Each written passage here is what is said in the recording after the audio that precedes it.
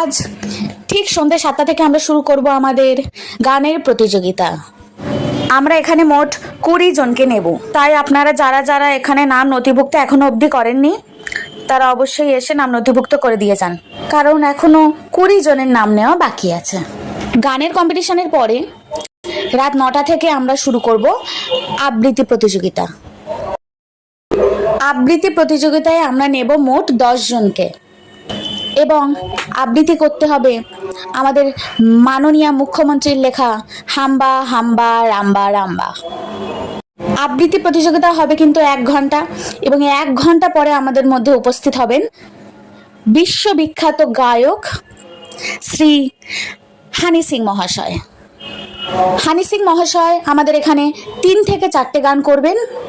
আমরা রিকোয়েস্ট করেছি ওনার ব্লু আইস এবং ব্রাউন রং গানটা করার জন্যে। আচ্ছা, একটা ইম্পর্ট্যান্ট কথা আমি বলি, আমাদের কমিটি থেকে কিন্তু আজকে সকলকে খাওয়ানো হচ্ছে, আমাদের এখানে বসে খাওয়ার ব্যবস্থা আছে, তাই আপনারা সকলে আসবেন এবং খেয়ে যাবেন।